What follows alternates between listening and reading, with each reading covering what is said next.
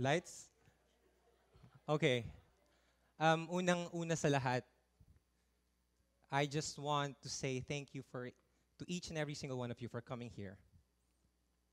But before that, I just want to appreciate how amazing this event is.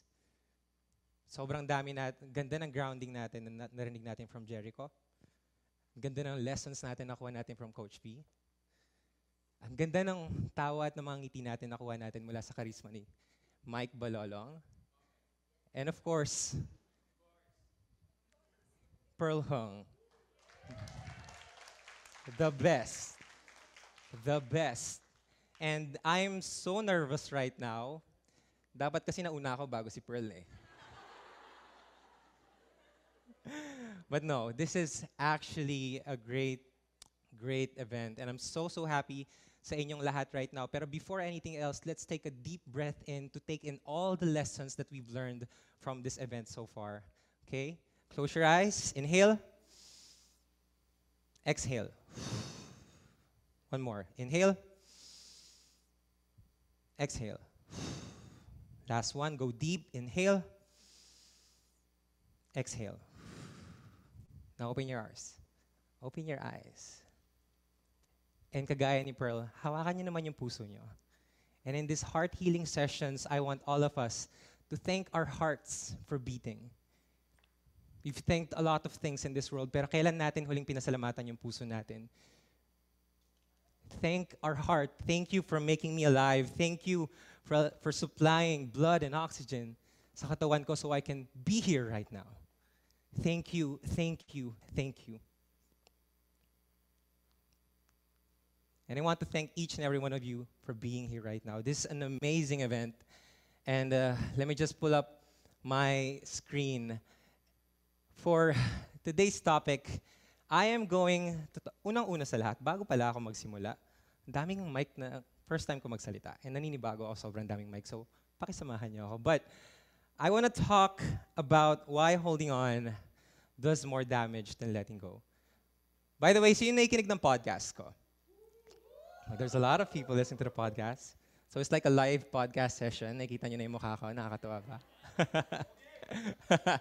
Okay. So, tinanong na kayo nilang lahat kung paano kayo ngayon. And I'm sure that you guys can all relate to the things that we're all talking about here.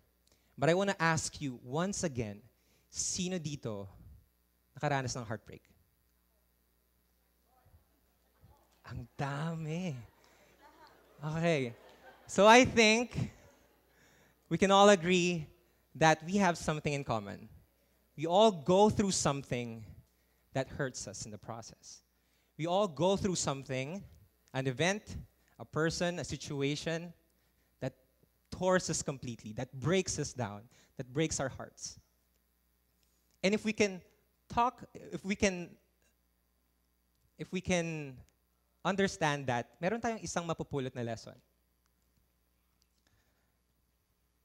Pain is constant. No matter where we are, bata man tayo, lumaki man tayo, pain is constant. No matter where you are, ano man ang status mo sa buhay, laging darating sa point na mahihirapan ka, na masasaktan ka. But here's the thing. Sino dito yung nasaktan na more than one time? More than 2 times? More than 3 times?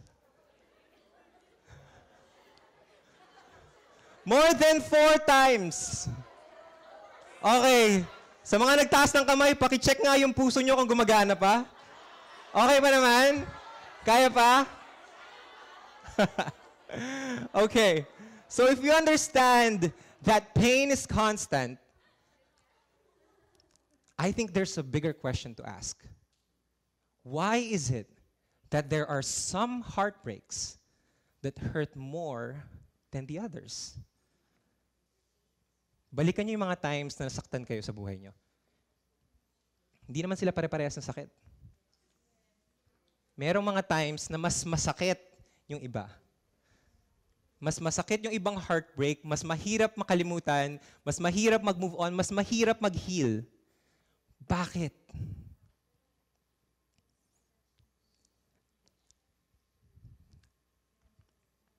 I want to tell you a little bit of backstory, why the reason I'm here. First of all, I've always imagined myself speaking in front of crowd here in TICC. Pero in-imagine ko siya noon, nag-graduate ako from Mapua. Pero di ko in-expect na tungkol pala sa heartbreak ko yung topic ko pag nagsasalita na ako dito. No, it's a good thing, actually. It's a good thing. It's a good thing. It's just a weird thing, but I'm so, so grateful. So I want to tell you a little bit of my background, why I'm here standing in front of you. For the people who don't know me, let me tell you a little bit of my story. I fell in love at a very early age. Age 13, kinikilig na po ako. In love na po ako. Malandi na po ako. 13 years old, I fell in love at a very early age. And it was, it was puppy love. It was fun, it was exciting, it was a very young kind of love, and we lasted for a very long time. For the whole 4 years of our high school, we became the high school sweethearts. President siya ng student council, vice president po ako. Okay? We were the power couple, the high school sweetheart nung kapanahunan namin. So, when it came to a point that we need to decide, where do we go to college? She had plans to become a lawyer. I didn't have any plans in my life. Walang direction yung buhay ko. Wala akong gusto, wala akong pangarap. But then, my mother, who is present here ngayon, hi Ma! Hi. Okay, so my mother saw an ad from Mapua University. Sabi niya, 4 years engineer ka na. Sabi niya, ayaw mo yun, 4 years engineer ka na. Sige, doon ka na mag-enroll. Me, I didn't have anything that I wanted. Why not? Sige, go. So I went there. I stayed in Manila. First time, I was 16 years old. I didn't know what I wanted in my life. I didn't know kung kaya ko ba, kung hindi. And then, after ng first term ng Mapua, I was rewarded with 2 failing grades. I failed basic algebra and I failed basic trigonometry. The most fundamental subjects in engineering, I failed them. And that was the moment in my life that I lost my self-esteem. Sabi ko, I looked around. People around me were passing. What is wrong with me? Anong mali? And that's the moment that it became spiraling down. My life, started to spiral down. After 4 years, my girlfriend, back then, tumagal kami 7 years. Sorry, hindi ko tatalunin yung 12 years ni Mike. Mas matagal yung 12 years ni Mike. Okay? Sa amin, tumagal kami ng 11 years. 11 years. But then, she had other plans. She wanted to live the single life. She wanted to try, being alone in her own world. And I don't blame her. We've been together since 13 years old. Lahat ng ginagawa ko kasama siya. Lahat ng desisyon na ginagawa ko kasama siya. Lahat ng iniisip ko, kailangan isipin ko rin siya. Hindi ko sinunod si Scus Taclino, sinabi niyang,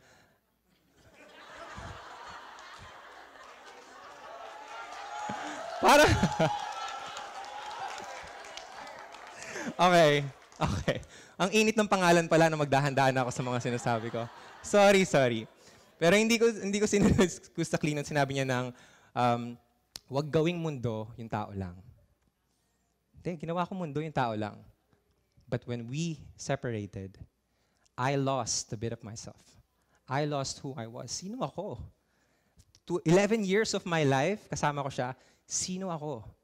How would I go on in this life? How would I act? How would I think? Everything that I know in life, it was with her.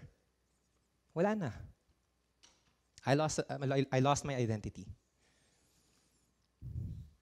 And what happened is, I was young, I was naive, I was stupid. So I did what every young and naive and stupid kid would do. Once I got my heart broken, I wrecked my life even more. I didn't sleep right, I didn't eat right, I was very depressed. I couldn't focus on my school. I asked my mom if I could drop out. My mom, with all the kindness that she has, she said yes.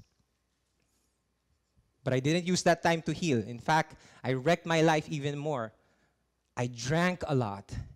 Meron pang streak for 21 straight days, lasing. I didn't know what I would do in my life. And the next part of that story became very, very dark. I hit my rock bottom, and I'm sure a lot of people here has hit their rock bottom in their lives. And you know what rock bottom is. Everything is black and white. I want this to end. Ayoko na. Tama na. Bakit ako? Nagmahal lang naman ako. Wala naman akong ginawang mali. And so what I did, what I planned is, you know what? There's nothing for me here in this world anymore. So at that point, I planned to end my life. I planned to end my story. I wrote my goodbye message kay Mama, sa mga ex ko, sa ex ko.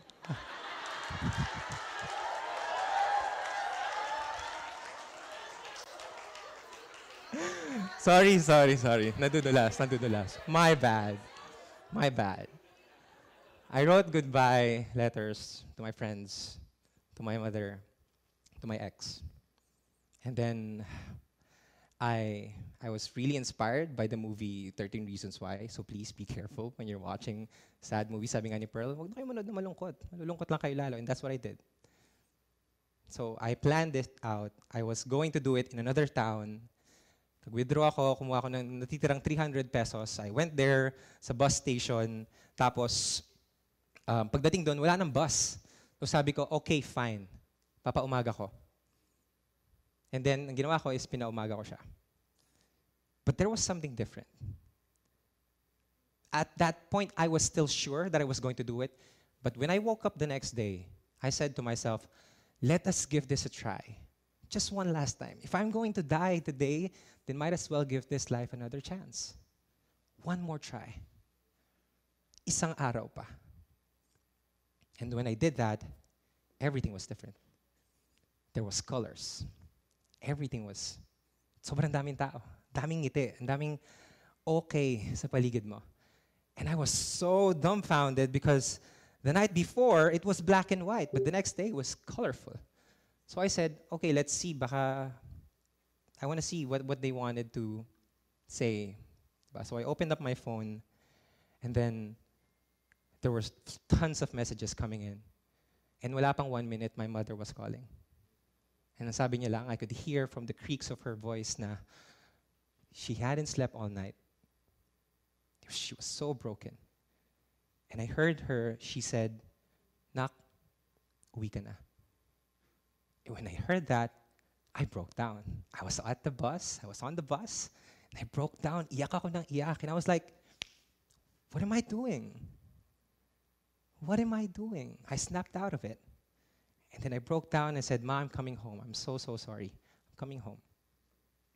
And then when I went home, I hit a reset button. I said to myself, if I'm going to give this life another chance, then might as well make the most of it. I'm going to stop living in someone else's life. This is my life. I'm going to do whatever the hell I want. I'm going to do how I want to do it. I'm going to do when I want to do it. I won't let my worth be tied to some other people's decisions, thoughts, and words. I owe it to myself.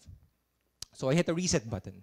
And looking back, now I understood why there are a lot of things, a lot of people who are suffering. Because alam natin sa lahat, we are all experiencing suffering, right? And so we all know that pain is constant. But there's one more aspect that makes the suffering even worse. What's that? Anybody can take a guess? What is the difference? Bakit may mga heartbreaks na mas masakit? Bakit merong okay lang, kaya naman? It's because even though pain is constant, there are a lot of us who are resisting the pain. Ayaw nating masaktan. Sinong gustong masaktan? Masakit masaktan. Pero mas masasaktan tayo kung aayawan natin. Kung pipilin natin na hindi para sa akin to. Hindi ayoko tong maramdaman. Hindi to totoo. The more that we resist, that pain is here, that the pain that we're feeling is supposed to be here in our hearts so that it could teach us something, the more that we will suffer. So if we want to lessen the suffering, pain, hindi natin yan matatanggal. Pero resistance, kayang-kaya natin bawasan yan. And as I've said, there's only one way that we can lessen the resistance. Is if we let go. We let go of the what should be's, the what could be's, the what ifs, and we accept what is. Masakit, oo. Mahirap, oo. Papaiyakin ka, oo. Pero yun yung katotohanan. We are in this position right now because we are experiencing pain. And I know, we all want to live in a perfectly peaceful life, na walang nasasaktan, pero that's not the world that we live in. Maybe in the afterlife, maybe in the next life, but right now, pain is here. And so every time that we look at pain, we don't try to look at it as something na it's not for us. Because pain is nature's way of changing us, of making us grow, of helping us be the person that we want to be. That's what pain is. Pansinin nyo, sa mga times na nahihirapan tayo, dun tayo mas lumalaki. Working out, no one wants to do the extra rep. No one wants to do the extra push-up. Mahirap, but that's how we grow. Studying for an exam, mahirap mag-aral, all-nighters, overtime sa work para makamit yung mga pangarap natin sa buhay. That's pain, but that's how we do it. That's how life is. We need pain to make us bigger. But resistance, it's up to us. Nasa atin na yun. Are we gonna hold on to it? I imagine it like if ever a situation in your life causing you pain. It's like it's tied up there and there's a rope, right? So you're pulling, you're doing your best, hinihila mo, nasasaktan na yung kamay mo, hinihila mo pa rin. You're trying to fight it, but you know na hindi na matatanggal yan, but you're still trying to fight it. You're resisting. You can train to be the best, puller. You can train para mas malakas kayo, para mahila nyo yun, pero hindi nyo yung matatalo. There's always gonna be someone, something, some circumstance in your life that's gonna be bigger than you. Nasasaktan ka na hindi mo talaga kakayanin ngayon, at this moment. So what you will do, pansinin nyo, the more that you try to pull back the life that you thought you had, the expectations that you had before, the more that you want to bring that back in your life, the more na masasaktan ka. The way to battle it is not to become bigger, try to pull it, more. It's to let go and understand that you have a choice. You have a choice to let go and to walk away. Turn your back around and walk away. You have that choice. You have that option to let go. And so for the past 2 years, I've been dedicating my life into trying to let go every single day. I put down my goals. I've been addicted to personal development. And as you may know, you might have listened to my podcast, which has been a great success, something that I've never, ever imagined in my life. Thank you. Thank you so much. I've grown the TikTok 1 million followers. No, F that. 2 million followers. More than I could ever imagine. But here's the thing. There is no secret in what I did. All I knew is I had to let go of what I thought my life could have been. And I started asking myself, ano ba yung gusto ko? Gusto ko ba maging masaya? Gusto ko ba magkaroon ng mapayapang buhay? Gusto ko ba magkaroon ng mga bagay na yan? Write it down. Want it. Desire it. You can have it too. The peace that I have right now, that's something that I'm wishing for all of you. And I want you to understand that all of you can have it, but you have to let go. Next.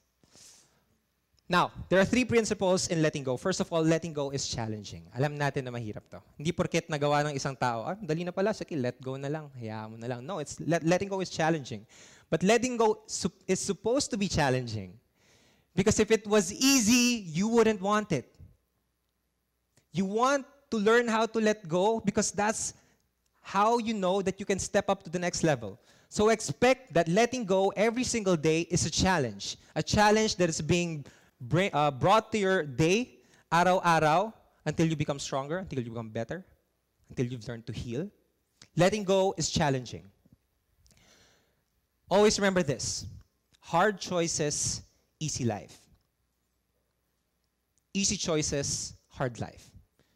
Pansinin nyo, yung mga bagay na alam nyo makakasama sa inyo, pag ginagawa nyo siya, masaya, masarap, madali. Pero after nun, shame, regret, anger, resentment towards yourself. Pansinin nyo, yung mga bagay na mahihirap ngayon, working out, studying, focusing on yourself, taking care of your finances, investing in yourself. Yung mga bagay na yon, mahirap, pero doon pinapadali niya yung buhay mo. Tama? Hard choices, easy life. Thank you. Easy choices, hard life.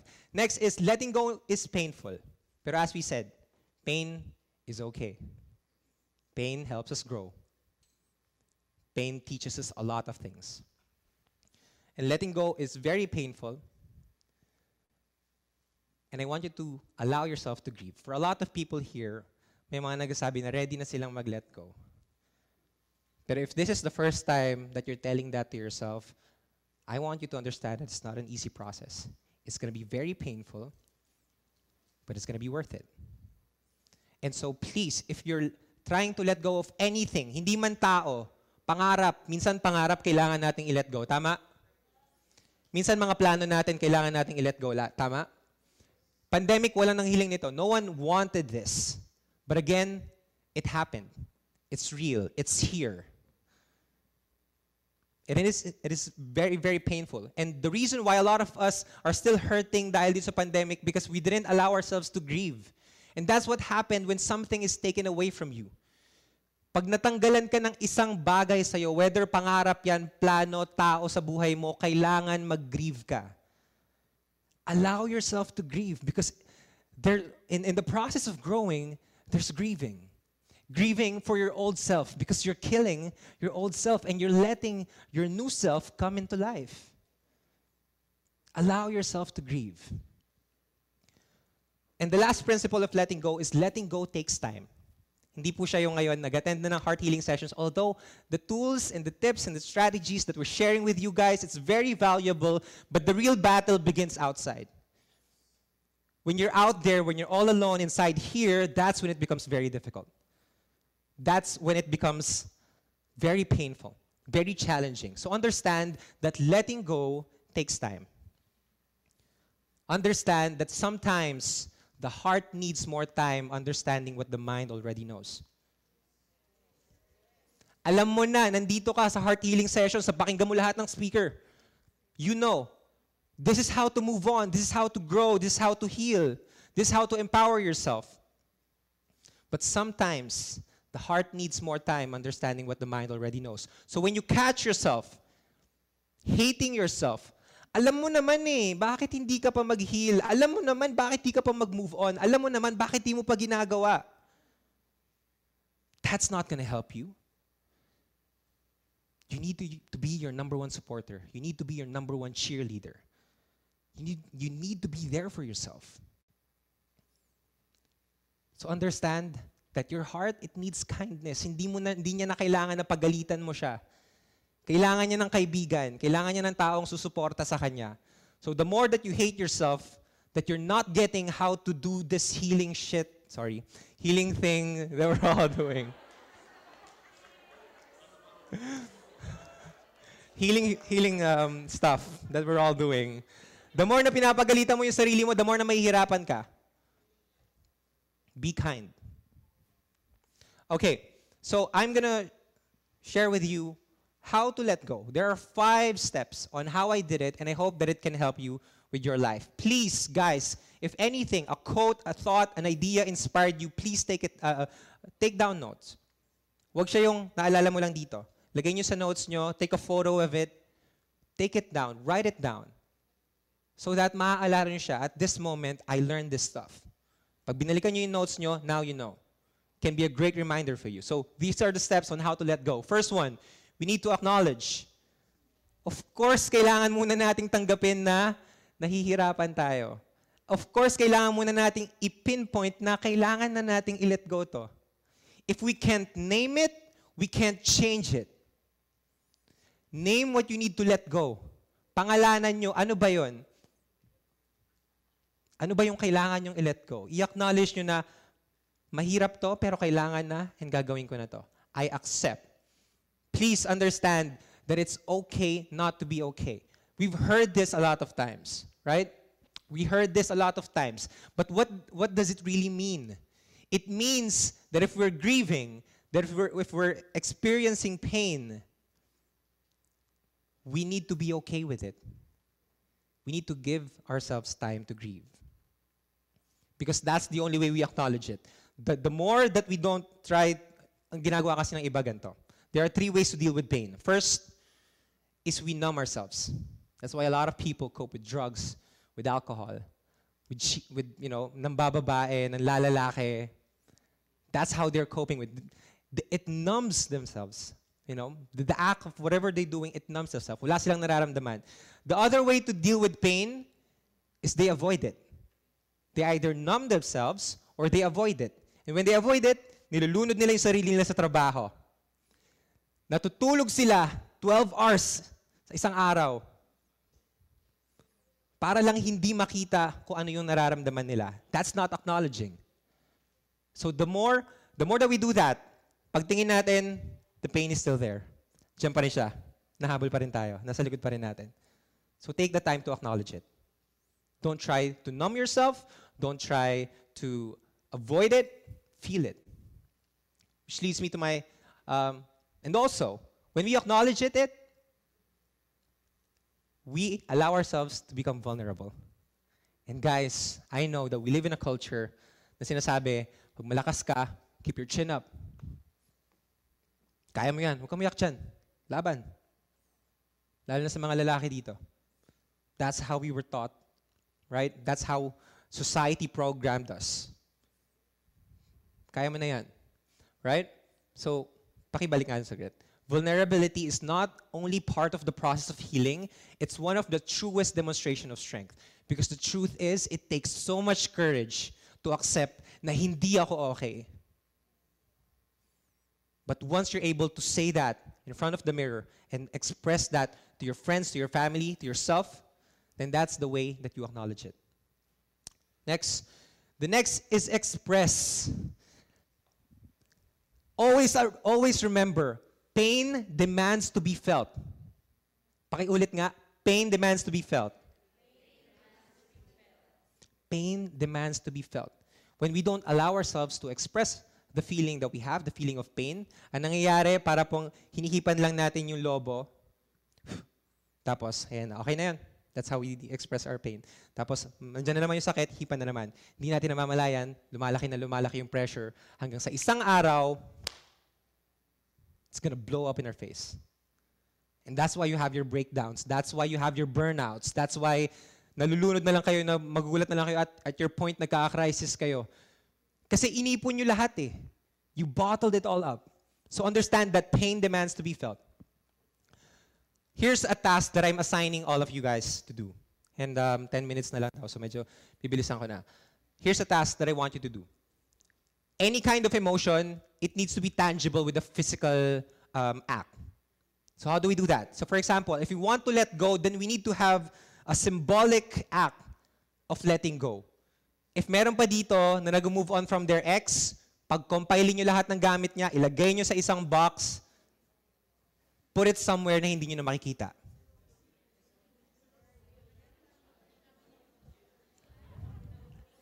Bakit parang hirap na hirap kayo? Akala ko ba gusto nyo No, I'm just kidding. Mahirap talaga.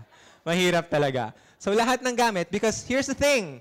Out of sight, out of mind. Out of sight, out of mind. Tanggalin natin sa hindi natin nakikita. Next. Also, another thing. Kung meron pa kayong mga bigat na laman ng puso nyo, write it down. Write it down by journaling. Write it down by having a piece of paper and write down everything that you haven't said before sa gusto mong i-clear lang yon. Right? Or kung meron kayo, kahit nga email try writing it out. Huwag nyo isa-send.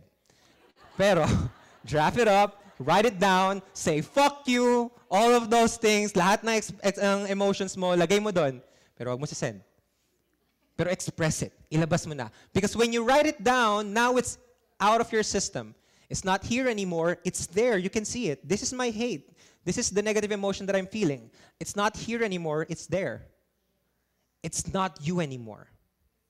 Next. Next is forgive. Forgive who? Forgive yourself for not knowing any better, and that's okay. Because sabi nga ni Miss Pearl kanina, we all learn. And hindi maling magkamali. Right? Forgive yourself for not knowing any better. Because here's the thing. The actions that you made before, that was your best. Right now, it wasn't. Right now, it isn't. Pero before, that was your best. But why would you hate yourself if you thought that was the best decision in your life? You only tried to survive. You only did what you thought was best for you. So allow yourself, so forgive yourself. Next is forgive other people. Forgive, but do not forget. Forgive, but do not forget. One of the best people that I've met in my life said this to me. Core memories shouldn't be forgotten.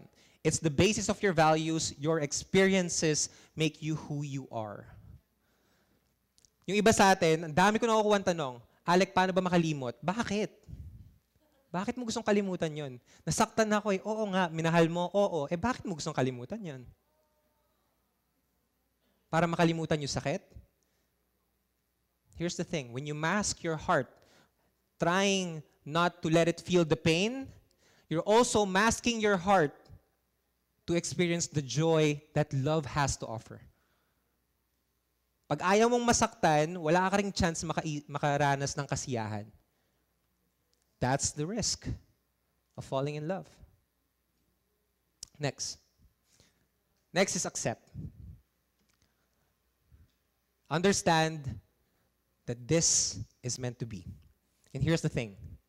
The reason why a lot of you guys are here, it's because of that particular heartbreak. So now I want you to accept it for what it is. It was a point in your life that is teaching you something, that is sharing you a lesson that you will now use moving forward. This is meant to be. Life changes when you see that life is not happening to you, by Tony Robbins, if you guys are familiar with his work. Life is not happening to you. Life is happening for you. Balikan mo yung mga times na nasaktan ka. Ilang beses mo hinahanap yung sarili mo na you catch yourself saying na, kaya pala ako nasaktan. Here's the thing, guys. Kung gaano kasakit, yung sakit na ramdaman nyo before, when you start to heal, the love that will replace it will be 10 times more. But you gotta accept it for what it is. It was painful, but it was supposed to happen. And you may not understand it now, but give it time. Give it time, give it space, and you'll see that everything was meant for you. You'll find purpose if you give it time. Next. Lastly is stay present, okay? Stay present. Here's one of my favorite quotes from one of my favorite movies. It's from Kung Fu Panda. And sabi ni Master Oogway, yesterday is history, tomorrow is a mystery, today is a gift. That's why it's called it present. Next. Always understand that every day is a gift. Every single day is a gift. And ito yung mas masaya, hindi lang siya gift na binigay sa'yo ngayon na buhay ka. Actually, there's a gift within the gift. And that gift is the opportunity for you to make a life that you want to have. For you to decide, ano ba yung gusto ko? I want that. I will make that happen. That's the gift. The gift is not this day. Lahat tayo binibigyan ng araw. And it's a gift because we didn't earn it, we didn't ask for it, but we are given. Hindi naman natin hiniling na mabuhay pa tayo, pero buhay tayo. It's a gift, but within that gift is another gift of an opportunity to live a life that you want. Every given moment is a gift. Right now, this moment right here, the fact that 100 plus people came here to take care of their hearts, this is a momentous, it's a special moment. No one has ever done this in the Philippines. Lahat tayo puro ganito. No one wants to take care of this heart. But the world is catching up.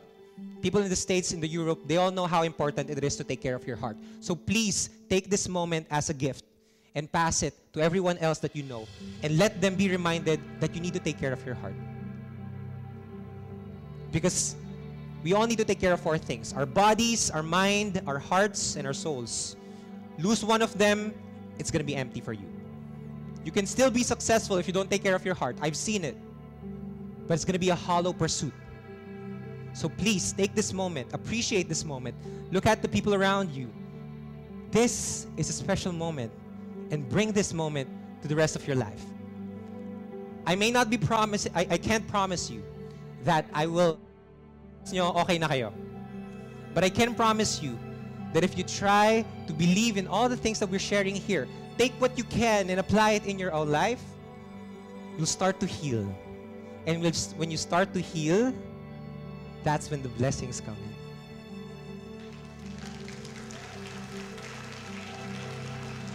Okay pa. Lastly, I just want to give you guys, I know over time, but I want to say this anyway. So please, guys, learn to let go. Because when we let go, we allow the good things in our life to make space for the better ones. The longer that we hold on to things that are not meant for us, the longer that we delay the things that are meant for us. When we let go, we honor the love that was present. And guys, just the fact that you fell in love is a special moment. It's a special opportunity. Not everyone can fall in love, but you were able. So please honor that and be thankful. When we let go of the what should be's, the what could be's, the what ifs, and we allow what is to come forward in our lives. And what it is a blessing in disguise. It's not a rejection, it's a redirection. It's not the end of your book, it's the beginning of a new chapter. And so please, let go. Because honestly, we deserve it. You deserve it. Thank you. Grabe, thank you, Sir Alec. Diyan ka lang. Okay. Para makapag-let go na ako. Hindi, joke lang. One more time, let's give this man a huge round of applause. You know what? I liked it when he said that he was, you can, ang tawag doon, mahirap pag-Tagalog, pwede kayo tumayo, palapakan niyo siya. It's okay. I felt the power inside the room, and I know that some people here are empowered to move on, to move forward, to let go. So later you'll have time to thank this man. And thank you, sir. Because you took the courage to move on our behalf. Nauna ka. Nauna lang ako. Makakasunod na kami. Yeah. Salamat. Thank you, sir. So Thank you. later we'll see you. So,